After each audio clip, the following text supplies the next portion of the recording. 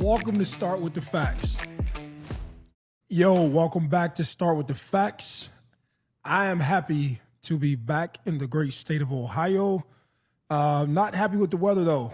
You see, I had to put my hoodie on, and I usually wear it as a fashion statement, but now I'm wearing it because of the cold weather. And DJ, yeah, look, you see how cool you look down there in sunny South Florida? Hey, I put these on because it's got chilly down here too. It's probably like 82, 81. So it's time for me to bundle up and protect this Geno skin, man. You know. Hey, listen to me. I stepped outside this morning and I looked on the dash, and it was 37 degrees. And at in this real time, life, it's 37 degrees in real life at the end of October. And this is the only time where I felt jealous of you, right? I felt jealous of you then. Yeah. And I do feel a little jealous because I did see y'all uniforms, and I see that your shirt is matching the new Miami uniforms, which I think they've done it right. I'm going to put that shit on, man. Look, see, on days that I'm feeling fly, I be wanting to show my shoes off. I ain't fresh. You see what I'm saying? I ain't fresh. Well, look, my screen way across the room, so I couldn't see in detail. Maybe Alex and DJ are Yeah, Alex man, and I'm fresh right now. I'm camel down, head to toe, black stealth camel. Honestly, I'm not excited about it. I'm like, yo, y'all motherfuckers lost. I'll make y'all play the game and y'all practice gear. I'm old school from the dirt, dog. You gotta earn and deserve shit. Like now, these cats is gonna be putting the shit on and focusing on that. Like, nah. Put their ass out there in them tearaway practice jerseys. Hey. I wouldn't have blessed them with it. Well, put like this. When I did see it on social media, I was in the airport and I did see they came out with it. I was like, yo, this is clean. Yeah. And so shout out to whoever got that right. Are y'all a Nike school or Adidas school? No, we're Adidas. Yeah. So whatever they did at Adidas, they got that right. But we back here in Ohio. For those who just joining us, we have the same cast. It's just not me and DJ on the show today. We have brother Alex over here, and we have Brian. But as usual, you get your picks from us on Friday. And I will say it again, I'm happy to be back in studio, happy to be back with my normal rotation of life. I talked to Brian the other day and almost killed the man for stealing the treadmill inside of the hotel gym. And I said, man, I'm spoiled and I'm a diva. I said, because normally I ain't got to wait to get on the treadmill or to get on the weights. And so I'm happy to be back, and I apologize for looking crazy at the man all week when he was in my way on a treadmill that was supposed to be the community treadmill, but I thought since I got there early that it was supposed to be my treadmill. So shout out to whoever the old white man was. Like, he didn't do nothing to me. So with that being said, on to Brian. All right, so today we're going to spend some time talking about the NFL. We're going to mix in a little NBA and some college basketball for the first time this year as well. Some really interesting topics. But last night, Thursday night football, not a good game. Chargers playing at home against the Minnesota Vikings. That game was over in about 6 minutes. Chargers went up early, 14-0. Not great football. But we did have Thursday night football, which I appreciate. One thing interesting I thought about this Thursday night game, Roger Goodell in 2010 said his goal then, and it was a wild statement, was to get the NFL to a $25 billion revenue company. And he's going to do it by 2027. They're at $23 billion now, and this Thursday night football time slot has a lot to do with that. The NFL has done very well with it.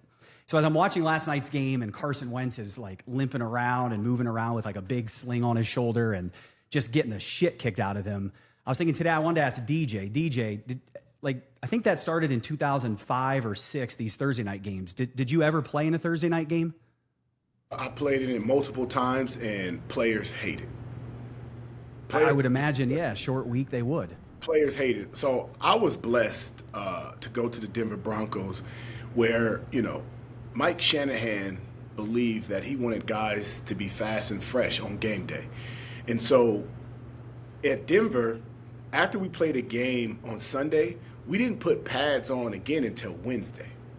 That was just the structure of our normal week, right? Every other team, they don't do it like that. NFL teams' week starts for the better part of on a Tuesday. So usually guys are putting pads on Tuesday. But when you play a Thursday night game, the majority of NFL teams that following week, they do not put on pads, and it's really just an extended walkthrough. At the end of the day, it's an extended walkthrough. You're not going to see a lot of adjustments and changes to the game plans, right? That what it was like for me for my first 6th or 7th year. Now, when I got Josh McDaniels, you know, that Patriot way, they always find a way to maximize their time, energy, and effort. So other teams would go into Thursday night games and just know, hey, whatever they did in last week's game is probably what they're going to dial up this week. Well, you know, that McDaniels tree, they were savvy. So that week before, we also prepared for our Thursday night game. So we would do a handful of plays and not show them in that game that week before, but we've repped them with pads on. And then now on that Thursday night game, we pull, you know, things out that the team weren't expecting. But again, players hate Thursday night games. Just the wear and tear on your body. And again, you saw it last night. The Chargers, average age of their team is 25. These little things matter, right? The Vikings average age, the Vikings average age is 28, right? Then throw on top of that, the Vikings travel. So for all of you out there getting your picks and gambling and things like that, pay attention to that. Find out the age of your team, right? Always know home and away is very, very important. And then another little nugget is see who they played the week before, because if it's a conference game or it's a divisional rival, those games are like high energy, a lot of passion. So if you combine that with being old as fuck, having to travel, right, and then exhausting a lot of energy before, yeah, that's the combination for a loss. But it's not just that 3-year gap you're talking about, or just the average 3 years is 3 years of practicing, 3 years of off-season training, 3 years of treatment. Yes. And, you know, that's where the body gets beats up the most. That's where the body gets beat up the most to prepare for the season. So those 3 years definitely matter. And as you get older, it takes a little bit longer to recover. Yeah, I mean, as a fan, watching Thursday night football, like, love it. Like, it's great. You get another night of football, you know, nothing on Tuesday, nothing on Wednesday. You roll into Thursdays, and it's crappy college games generally, and an NFL game. Last night was crappy football. Yeah, as a fan, I don't give a shit. I want to see them play football. Yeah.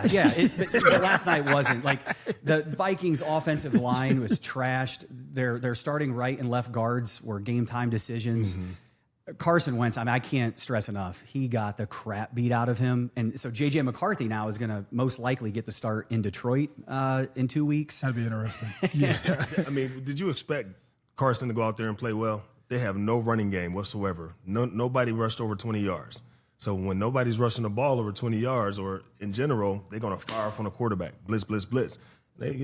I like to see the guy Carson because, shares the first name of the guy in Miami. I like the Carson's getting beat up, man. I like that. It's 2 weeks in a row. You know, the Steelers is on this rundown. Nah, today is a different day, my guy. Hey, yesterday we was boys. Yeah. Great transition. Let's talk about those Steelers. So Packers go on the road, favored by 2.5, playing in Pittsburgh this weekend. So it's, really good, best record in the NFC, right, versus the leaders of the AFC North, and Aaron Rodgers versus his former team. So Let's go, Mr. Steelers himself. Mr. Who you got? Steelers himself. I got the Steelers. What type of question is that? Now, here's the thing. I don't bet on my team, though, so I'm not going to pick that. But I will say we're going to win this game.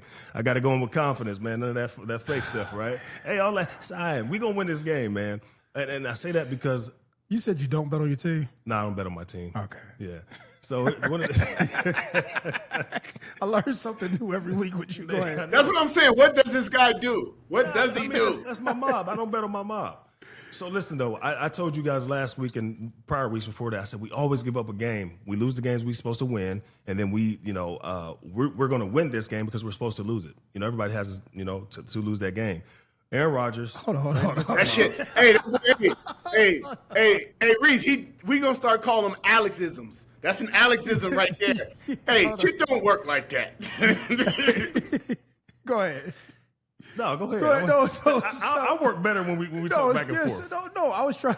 I want to hear it. You said we lose the game. Hold on, say that again. I said we lose the games we're supposed to win, and the ones that people got us to lose, we win. Okay. Will, from now on, when he drop an Alexism, we need a sound. I'm going to give you the train sound. That's what it's going to be. Yeah, give him a train sound. But no, seriously. The Bengals are a worse team than Green Bay, right? Yes. So what are we supposed to do? Losing to the Bengals, people think we're going to lose to the Green Bay Packers. No, we always play down to our competition. We're going to rise to the occasion this week. And it's at Sunday. home. So It's at how home, Sunday night game. Go ahead. How do you guys get it to where you win the games that you're supposed to win? Man, and then you win a few games that you're supposed to lose. If we had That's Mike what you Tomlin right here, that'd be the guy to ask, man. I don't know. Take me into practice, man. Make sure they on point. But I seriously, I don't know, man. We gotta stop losing the games. Listen. You guys are. I'm not lighting the candle, but what did I say several weeks ago? Be careful. There's going to be a slide. Slide to the left. Slide to the right. He said this is where they slide start. He talking crazy to you, Alex. No, they already lost. Oh, I told You're him. saying it continues. Yeah, if you go back into the old show, I Where they said, playing it's going to be a 3 or 4 game. It's going to be a 3 or 4 game loss. Sunday night football. Yeah, because what did he do? He finally went out. He took that walk out on the plank, and he was comfortable enough to give us this bold take and say the Steelers are taking the division. And since So you know I got to then, pull stats out, man. I wasn't going to do that. Josh Jacobs is questionable right now with an ankle, right? So we tackled him a few times. Our run defense is trash Nobody right cares. now. I got their no top facts. receiver is a tight end. Their top receiver is a tight end. So we're not worried about their guys on our side. They're not going to have the same success that the Bengals had. We about to lock these boys up. After that game that the secondary played, them boys Getting about confident. to be on point. Look, flexing. I'm telling you, they're gonna Getting be on confident. point. Getting confident. Listen, I No. be chilling, man. But The Steelers will lose the games that they're supposed to win, and they will lose the games that they're supposed to lose. Yeah, y'all was supposed to beat Louisville. Look, you can't bring it out the past. I I'm just, talking I about just today. appreciate your comeback, DJ, of, no, that's not going to happen. That's not right. That's not. Yeah, that doesn't work. It's just a no. All right, let's keep moving. Cowboys at Broncos. Broncos favored by 3.5. DJ, I think we got to start with you on that one, former Bronco. What do you think? Well, before we even dive into that, let's talk about this Dallas Cowboys offense. Let's talk about George Pickens, right? Let's talk about CD. Let's talk about the top offense in the NFL. Let's talk about the top receiving duo in the NFL. The young YN. What up, twin? What up, twin? So since my guy like to drop stats, here goes some stats for you right now. And CD has missed some games. CD has 16 receptions for 220 yards, averaging 13.9. He has 1 touchdown on the season, I believe. George Pickens, 36 receptions, 607 yards, averaging 16.4. He has 6 touchdowns on the season. Amon-Ra has more catches, but 200 less yards. Right? Williams has 17 catches.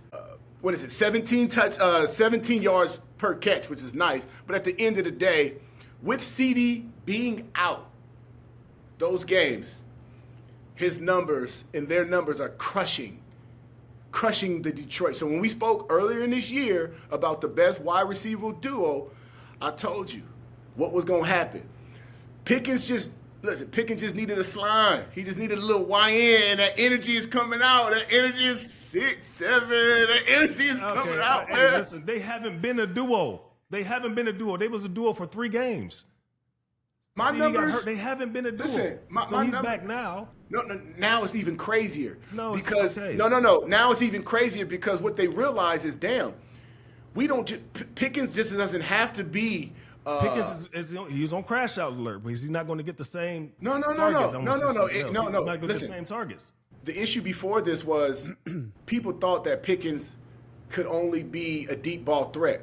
Well, when we had CD out, Pickens was doing everything. Short routes, deep routes, bubble screens, intermediate routes, right? And he kind of took on some leadership role. But now that his dog is back, you see they still got all their little celebrations they doing things. You want them to crash out. Why you don't want the young men to be successful? Listen, I want everybody to be successful, but you'll see what I'm saying. Just like I was right about Miami, just to slow down, you see what I'm saying. Okay, so right now, the best duo in the NFL. They got it. If you statistically, they have it. Yeah, but I'm going with the team that's winning. Hey, Mo, hit him right in the facts. Pow! That's how you get happy, dog. Hit him in the facts. All right, so DJ, who do you got? Broncos minus 3.5 at home. I got Denver. Yeah, you kind of have to.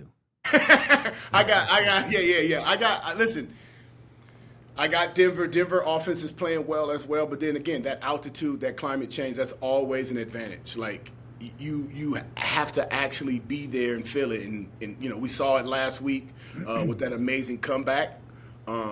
Denver also has a great pass rush, right? They also have a great pass rush. But again, the Dallas Cowboys, they're going to get there. They're going to get what they need to do on offense. The young YNs are going to still be leading duo in the NFL, but I think Denver come out with the win, and I think they cover. Yeah, I'm just going with the Broncos because I don't like the Cowboys. I don't like the Cowboys either, but I love their offense. I picked the Cowboys to cover. I think the Cowboys will cover 3.5. Listen, I'm just one of those people just don't like the Cowboys. So in no scenario. No, it can be whoever's going against them. Even if they have a snowball's chance, I'm going with the snowball's chance in hell. All right. Give the Broncos. Give you the Broncos. Okay, well, all three of you guys are in agreement. All right. Let's move on to the NBA. I'm not going to comment on this because I don't want any of the crime families coming after me. You guys can all comment. FBI arrest with Chauncey Billups and Terry Rozier due to gambling, allegations of tables with x-rays, insider tips on injuries. I don't know. What do you guys think? Obviously, for me, it's two things. Everything is, and I'll probably be more serious on this than I always joke a lot, but this is a lot more serious. Everything is always speculative, right? When you get the media report, it is literally what somebody is charged with, right? And so anybody can be charged with anything, and that's like part of the law, right? You get arrested, you're charged with X, Y, and Z, and that's the reason why you have courts and trials to prove whatever. So did it sound really far-fetched and like fucking James Bondy for somebody to have x-rays and x-ray glasses and see-through tables? To me, I'm just talking about my opinion, that sounds a little James Bondy and clickbaity and shit like that. Do people gamble and play cards? Yes. Do people gamble on games? Yes. Do people gamble on Underdog, DraftKings, and everything else? Yes. You know what I'm saying? So in regards to that, I'm just one of those people that, you don't know what you know until like you source the facts and you go through the process. You know what I'm saying? And that isn't to say anything about, Chauncey Billups one way or another, but I've been in the shoes where you're getting accused of something that isn't necessarily true, or the facts that people are running with aren't the facts that are factual. You know what I'm saying? That I think it was a bit much for the head of the FBI with all that we have going on in this world. It's not to minimize what we're talking about with sports gambling. I just thought it was a bit much. I was like, for fucking sports gambling? Like, what are we talking about? Like, you know what I'm saying? With all of the world issues, if I was to use some of my federal resources, it's not about to be about the speculation of somebody gambling on a game, and that's that. And so, like anything else, what I don't like is that I don't like where we take topics and then people begin to speak through things as if the thing that the person is being accused of is factual. You know what I'm saying? Because then you start to form an opinion around things that people are just charged with. And in the court of law, it's you're guilty until proven innocent. And through the process of going through courts and going through discovery and you defending yourself and you fact checking, that's basically how you start to get to a point to say, hey, this is either true, untrue, or you start to have context around the actions. And so that's my comments on it. And I don't know if y'all comment more. I may have more thought, but I don't know. I'm just one of those people where I've been in the media. And I've caught the bad part of the media. And for a large part of my life, I had to spend a lot of time defending something that just wasn't true. And then you start to realize, like, I'm defending a whole fucking story that isn't true. And I'm wasting time, or people have this perceived notion off of me, off of something that just isn't true. So those are my comments on it. Well, I think it's ironic. Well, not ironic, but, it's tied to the mob, but all we saw was two NBA players and a coach, right? Where's that part? Where's that side? Where are those guys at, right? Well, they got him. Oh, they got him? They got 3 of them, yeah. Oh, okay. Yeah, but because they don't have names. They don't have names. Pictures and It's out there. okay. I didn't see any. Yeah, I just saw 3 guys in cuffs. They got their name. weren't Italian. I think the whole system is a contradiction, right? Like Mo said, like this story is large enough to have the head of the FBI do like an emergency press conference, and within a week, college athletes will be eligible to gamble on professional sports. like just think about that. Within a week, college athletes are going to be able to gamble on college sports. These guys are 1 or 2 years away from being professional athletes. Do we think that now that they're professional athletes, they're just going to now stop gambling? Right? Like during my time of being a professional athlete, there's probably only one time where I felt like the NFL, I would say, did something in the players or the individual's best interest, right? Like when it comes to health, education, and a bunch of different things, they have programs and systems in place, but they're dug so deep through the paperwork and all of these things that you get, you can't find them. The only thing that I remember when I was an NFL player was like my 4th or 5th year, the NFL implemented this system where like if you were out drinking and driving, they gave us all like a card, and it was this company that would come pick you up, bring another driver and drive your car home and drop you off and get you home safe. But besides that, I just don't see the professional leagues doing things in players' best interest. And so now I'll trickle this down into college. Like, I don't know, we don't have the NCAA, but like for them to go ahead and pass this law, and then now we see pro athletes, being charged and things like that, it just doesn't make sense. This is something that could be mitigated. You could educate guys on why and why not to do it. You can kind of nip this in the bud at a young age. So, like I said, the system is contradicting itself. It's you're accusing individuals of this crime, but then now you're birthing and you're breeding a whole new class of individuals that are going to kind of come up and probably be forced with like the same situation. So, again, I don't like to point the fingers and say things like that, but I feel like if they really wanted this removed, they put things in place and steps in place to make it not as enticing and exciting for young individuals. Because again, I guarantee you, these young men that start gambling in college, especially with all this NIL, and they got money and they're getting their friends, now they get to the league, you think they're going to stop? Well, if they do stop, what about their homeboy over there that won a quick $100? And that's kind of how it all starts. I think you're tying in legal gambling and the crime part of it, like the illegal gambling. Well, no, the Terry Rozier part. They said. Well, I get what you're saying. Go ahead. My bad. Yeah. So I mean, you got the legal part of it. That's definitely I believe it's going to be an issue.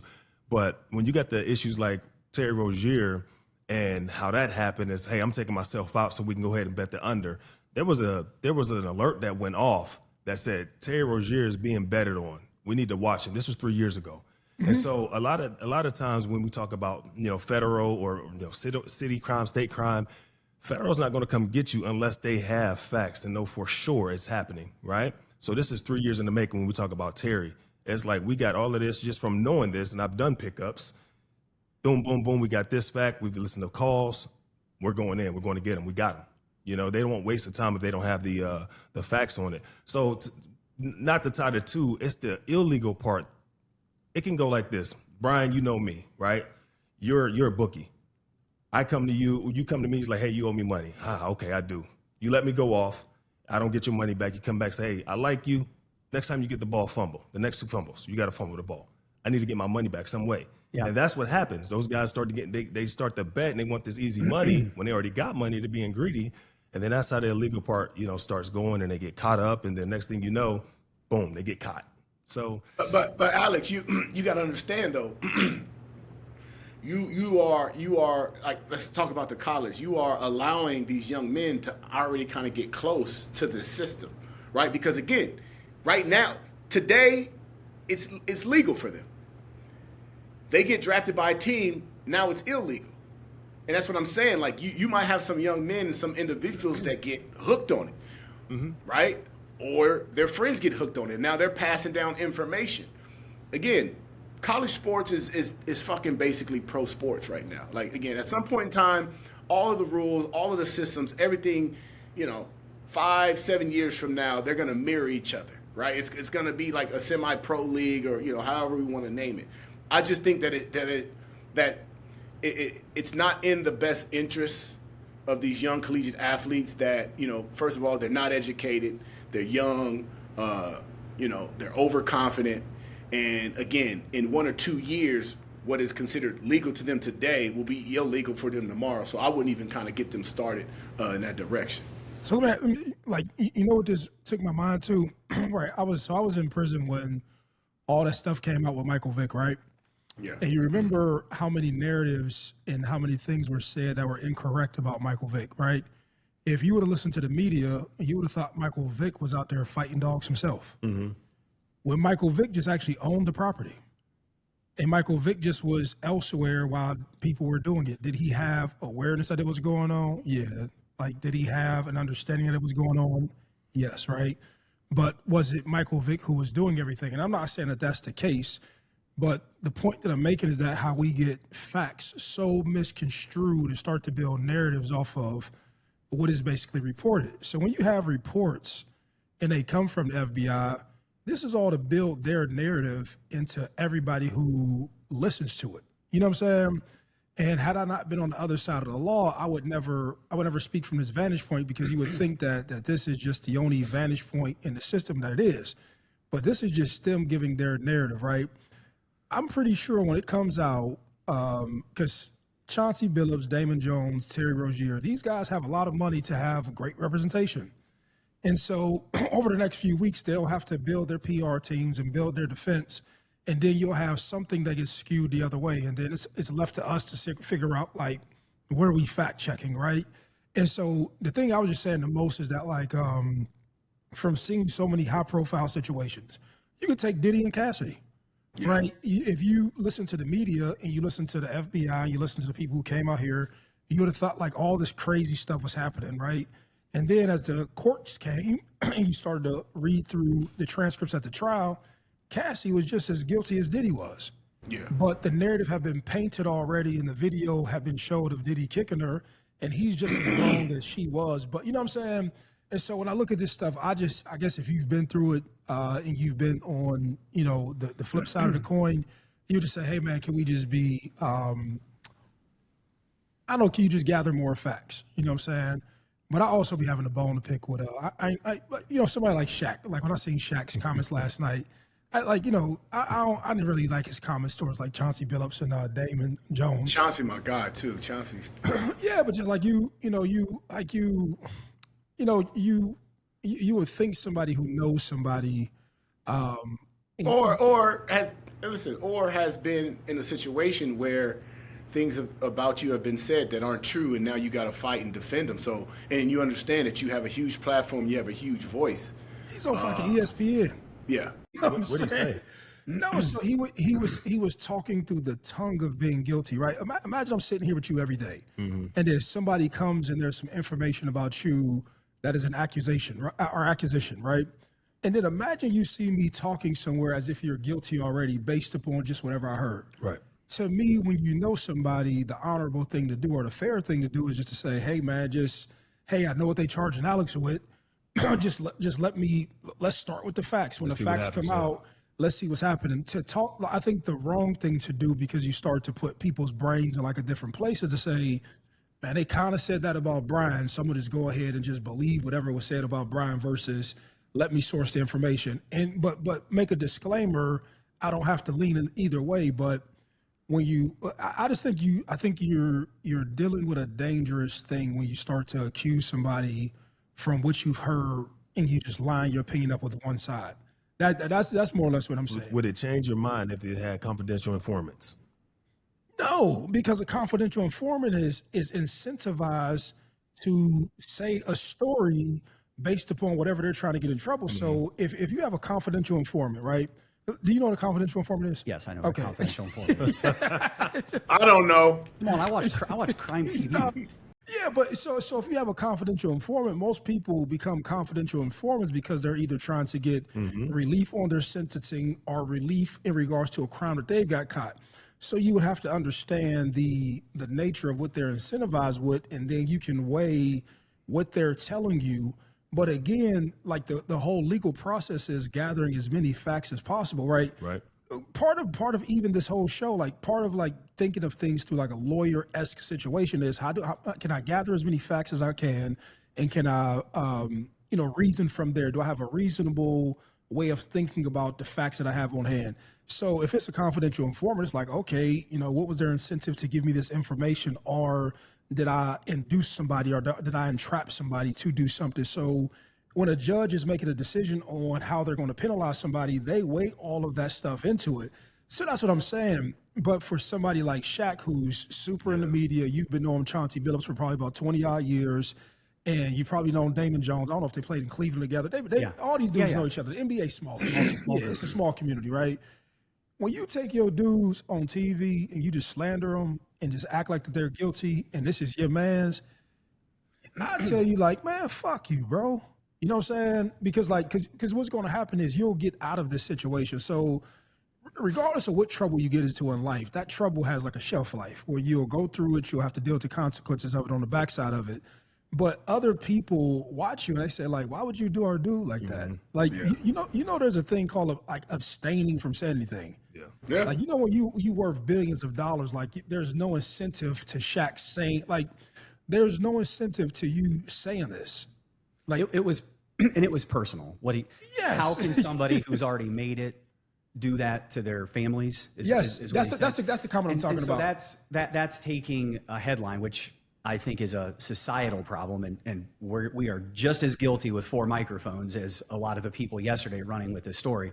We can go back and look at our, since we've started talking, we've talked about things where we haven't had all of the facts. So we can't sit here on a pedestal and be like, I can't. I give a disclaimer before I speak, so I'm okay. That you're only 1.5 facts deep.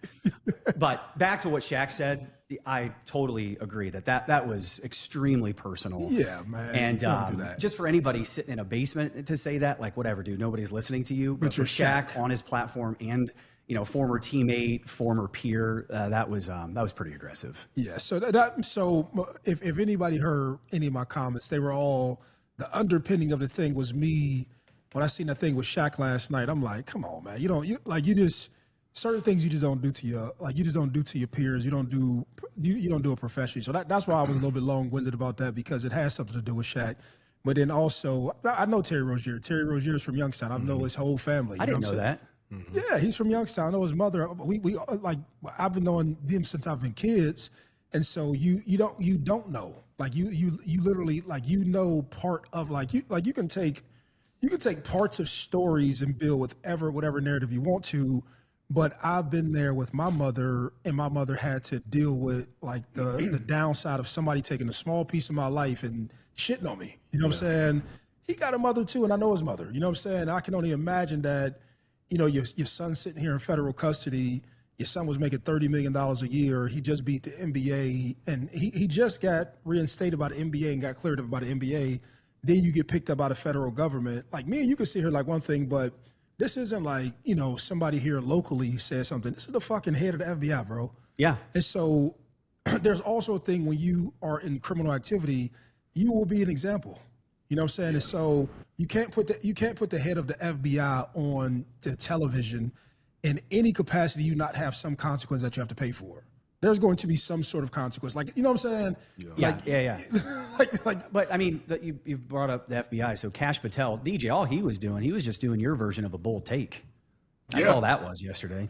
He just made a bold statement and ran with it and got clicks, and that was just a PR move. Okay, but this is what I'm saying. So everybody who sees Cash Patel says this, they're going to take this as the gospel.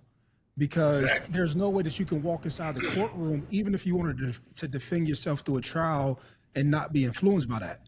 But that's what I'm saying when they say the court of law is supposed to be just and right, and you're supposed to not have a prejudice for the people that you're trying to basically get offended for. It's a PR thing. Like, I don't think it was. I'm not saying it was good. I don't approve of it. I think they should have a lot more important things to do. Yes, that's what I'm saying. But you also know why they did it. They push the narrative. Fella. Yeah, just for the reasons you said, get ahead of it, build credibility for it. Because they're fighting too, yes. And then today it'll become political, and somebody else is going to take credit for it and stand on the podium and say, look what we're cleaning up, and everybody's going to be fighting. Yeah, I mean, and like I said, this is our opinion, this is my opinion and my thoughts on this situation in particular. But you're sitting here watching it. But imagine you got to walk into the court of law and you go get lawyers, and it doesn't matter because somebody swung a stick faster than you with a lot of credibility. With a lot of credibility, that's what I'm saying. But it's not to minimize anything about anything. So, listen, bring it back a little humor to it. When they said 1,000 bottles of baby oil, I think everybody in the country said, he did that shit. Like, just think about it. Think about how small and minimal of a thing that is. But as soon as you heard that shit, oh my God, he did that shit. That's the smallest thing can sway your mind and make you believe something is real or not. Like, we talking about a federal case with all type of people getting interviewed and testimonies, and the one thing that literally had the whole world was 1,000 bottles? Yeah, he's freaky, man. Like, they were like 72. I can understand 150. Okay, I get it. 1,000? Nah, he did that shit. Hey, man, you know how long one bottle of baby oil lasts for a human being? Is that going to make the title of the show, Baby Oil? Will? Probably should. Imagine. All right, let's move on to college basketball. So Tom Izzo made a statement the other day, 2 days ago, I believe, about a former G League player. So this guy is 3 years out of high school. He's been playing in the G League. I think he played actually in Europe maybe for a year. He's played in the G League for 2. And it has been ruled that he has, because he's within 5 years of his high school graduation, that he has, I believe, now 2 years of college eligibility left, and he is going to attend the University of Louisville. So hold on, here's his thoughts. I thought once you got paid to play, you lose your you lost your amateurism. So you lose your amateurism when you're paid above and beyond what would be considered like normal daily living, so to cover the cost of living. And the actual rule is if you do get paid beyond that, you're actually allowed to pay it back and then become eligible to be an amateur and participate in NCAA activities again. Yeah. So that is how that works. But what the NCAA is doing is they are stretching. I mean, they are stretching this what is considered normal, function or normal money to live because it's pro. And I know you're gonna want to jump in on this after your trip to UConn, but this is what is polling, and it went under the radar last year with some European players coming into the U.S. to play college basketball. But this is going to pick up. I mean, there will be a snowball effect of European players and G League players who aren't yet ready for the NBA now enrolling back into college basketball because of NIL. You can make more with NIL money in college basketball than any pro league around the world other than the NBA. I'll let y'all go. Listen, I'm listening to it. That is a new wrinkle I didn't know about. But when I first listened to a G League player going back to play college, I'm thinking about the integrity of the sport, man. And it goes back to transfer portal and everything for me, man. These high school athletes are not getting a fair shake because of all of these rules changing and all of these, hey, you can play here for so many years, now you can come back and play. Like, I feel for these high school athletes. And I say that just on a personal thing because I train these guys. I'm like, just keep pushing. Right now, it don't matter how hard you push. If you're not on the radar as a top 5 guy or a 5-star guy, man, or 5 or 4-star guy, it's going to be tough. It's going to be tough. So I don't know. I just kind of feel for him, but I'm interested to hear what, you guys got to say about it. Yeah. I have a problem with just all of the rules that they're implementing and trying to stretch, the age and how long that you can play in college. Right. I just think about it like this. I stepped on University of Miami campus when I was 17, like a week before my 18th birthday. I was up for negotiation for my second contract in the NFL. I was 24. And as part of my negotiation, like, my agent was speaking with the Broncos and was putting my numbers up and putting my name out there and saying he's comparable to Lance Briggs. He's comparable to, Sean Merriman, all these guys in the NFL, right? And so I I look at it and I'm like, there has to be some form of rules or something that's implemented, because 24, 23-year-old me versus 17-year-old me kicks 17-year-olds ass all day, every day. Right? And I get it. Once you get into the NFL, there's no cap in age. But now there's no cap in age, and then there's no cap in experience. Right? That's the problem too, because again, if you look at the guys that are going to the G League, it's not like they're 28 or 30, but their experience is unfair to come back and go against a kid that was just coming out of high school. And so they're doing it obviously for the money, right? We get it, we understand. But again, there has to be some type of rules in place when it comes to, again, if you've played in a professional league, if you went and you've gotten compensated, you are a pro, no longer can you come back and play college ball. But the issue is I don't believe that they look at college ball as amateurism, because what's happening in college ball, you're getting paid. So I think that's the problem. I got a question for all three of y'all. Over the last 5 years, name me 5 college basketball players. Last 5 years? Mm-hmm. You said name you? Give me 5 college basketball players over the last 5 years. Yeah, that's hard. Yeah. Okay. I mean, Well, they're in the NBA. Nobody's built. Yeah. Cooper Flag. Okay. We got your his high school teammate, tall white kid Liam. with the headband, Liam. Yeah. You can go Zion. No. Yeah, tall white kid with the headband. Yep. Yeah. What? Creighton had a guy from Montenegro that they brought in. Okay. What is his name? Yeah, I don't know. Okay. But I like to watch him. Okay, He was good last year. Okay. But this is what they're Yeah. doing. You're going to name UConn players. I get it. No. That's not what I'm doing. I know what you're doing is you're proving that they're trying to keep kids there longer to build the brand, right? To make college basketball interesting. They're going to flood it with talent. It's good because it's for the money. Yeah, so there's 2 things. So it's that, and in addition, in order to get, so what is happening in the NBA right now? Who are the perennial stars of the NBA? European players. That's what they call it, Alex for 500, or what's a Jeopardy, whatever the fuck they said. Yeah. So they believe that the AAU system is so run down and that it has affected American basketball. And so overseas, there's no collegiate system. So when you graduate high school, 2 things. I learned if you're a decent player, 7th, 8th grade, that you go to live with like a host family somewhere within another country of some sort, right? In a lot of sports. That's a soccer thing, that's a Soccer's hockey huge. thing. That's all professional sports outside of football. Yes. Because we're so used to football. But they said it's very normal. And the kids like, yo, I've been going away from my mother and father since I was 13, 14 years old. I'm talking to actual UConn players, and half of their roster, probably of the 15 kids, probably, I want to say 9 of them are international kids. And so what happens is you bring these kids over here who they don't even think of NIL. They think of like whatever you pay me is more than what I'm paid over in the European league. I'm grateful to be here, and just the fact that I can be in a collegiate system. So what happened is when they would try to go get these kids from over there, they would already be playing professional ball.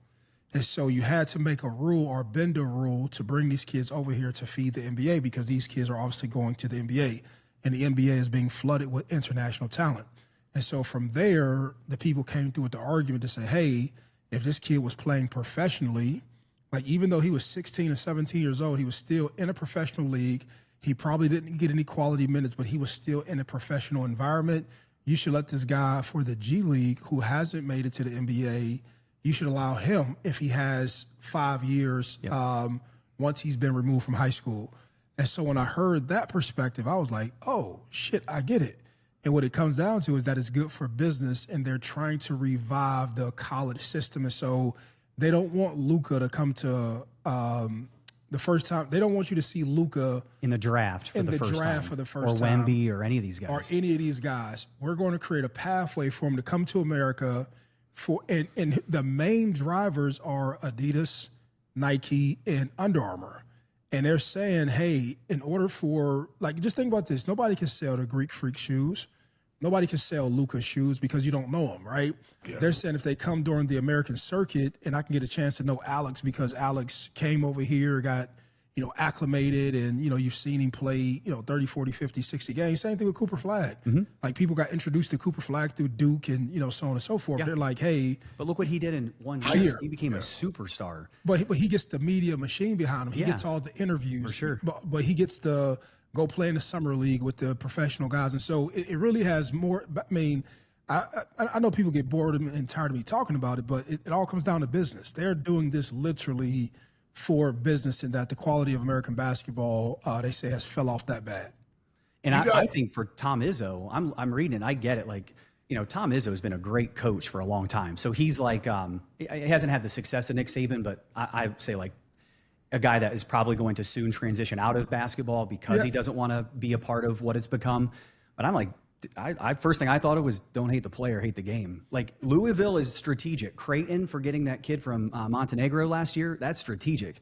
Their athletic department is looking at what are the rules, figuring out who can they bring in. UConn's the same way. Yes. They're ahead of everybody else. And I would look, if I'm looking at picking favorites for this year on who's going to win an NCAA championship, I'd be looking at who's got some Europeans, because these guys are developed, they play great basketball, and they've probably played together in another country prior to coming here. 1,000. I got a question. You guys keep saying 5 years. Can you explain that to me? That's So something. if you graduate this year, 2022, or this is not 2022, but say you graduate in 2022, you have 5 years to play 5 years in college. So when you get to 2027, you can go do whatever you want to for 3 years in whatever other country, do whatever. And you still have 2 years of eligibility back in the States in the collegiate system. I think you have to. Oh, So, okay. how I thought you does had to be that- within 5 years of high school graduation? If you How does graduated that in work for? 2022, your college eligibility would end at. Is this only basketball? If I didn't say that, that's what I meant to say. Okay. This is only basketball. No, this is all sports. How do You only have- individuals get to come you're back a and play? redshirt. How Yeah, do I don't- individuals get to come back and play after they played baseball for 6-7 years? So if you heard the front part of the conversation, Brown said if you've had reasonable compensation. So if you've not like made millions of dollars, and say you made 60, 70 grand going to play basketball or going to play baseball, and you've done that in like some minor league system, Brian even said, I didn't know that, he educated me, that there's some path even for you to pay back in excess of what you earned to basically make you a reasonable salary. But I'm asking, I'm talking about like the year period. Okay, my freshman year at UM, I'm blocking for Andre King. Andre King was 29. EJ, I heard you ask that question, and honestly, I don't know. We should do a follow up on Monday. What was it, Winky? Yeah, The he was next like year, 20 he was 27 years the old. next playing year, I quarterback. moved to linebacker. I'm playing Quiz Winky. Yeah, he's 30 years old. But I think that's if you're not in college to come back and enroll. Oh, But my okay. guess is they Clock were never back started. into the college, the NCAA program prior to being 5 years out, I think. Why don't we do a follow up? I'm about to oil these things up, man. Depends on the sport too. If you get drafted in high school to go play baseball and you had scholarships to play football, but you never took that, you can come back and your clock starts. Because there's a kid not a kid, he's 32 years old, play receiver for Arkansas. For Arkansas, not a kid. A wide receiver. Yeah, the receiver. Yeah. Yeah, man. I'm almost positive. I think where they're going is that regardless, no red shirts, no nothing, you have 5 years to play five. I think I'm almost certain, because I remember Ross Bjork, who's the AD at Ohio State. I remember him saying this to me probably last week, that they're going to 5 for 5. Like once you graduate, you got 5 years to get this stuff done. But I think it's, and I this ain't to take a shot at you, DJ, but it's to take a shot at you. Go ahead. DJ and them dudes they had a dude who played 20. 9 Yeah. years. Listen, I try to see if I still had I tried to see you red shirt. Shit, I got an orange shirt, a green shirt. Yeah. I think he's a scout now. I think the New England Patriots brought him on as a scout. Like, his football knowledge got to be crazy. His knowledge got to be crazy. I think we need a follow up to this. Start with the facts, answer some questions additions, because I think we just confused the shit out of ourselves Yeah. with that timeline. But we will clear that up on Monday. Yeah. I don't know. With that being said, we could have probably won. I don't know. This to me. Let me say it like this. I'm happy to come back. I was happy to have a few of these conversations. It got a little serious, got a little dark at times. DJ definitely lighting up. I had to bring that. You know what I'm saying? Y'all was going too far. Yeah, no, I get it. But join us every day at 5 p.m. I'm going to get with Nick. Like I told y'all last week, we're going to stick with this show up earlier in the day so you all can watch it earlier in the day. I know a lot of people talk about having the ability to watch while they're going throughout their day. So we want to make sure that we do that for you all. With that being said, like, share, subscribe. If you get one of the clips off of the show or off of the Instagram, be sure to share it with somebody else. But we'll talk to you on Monday. Remember, if you win money, it's all because of me. And if you lose money, it's because of everybody else. So with that being said, we go.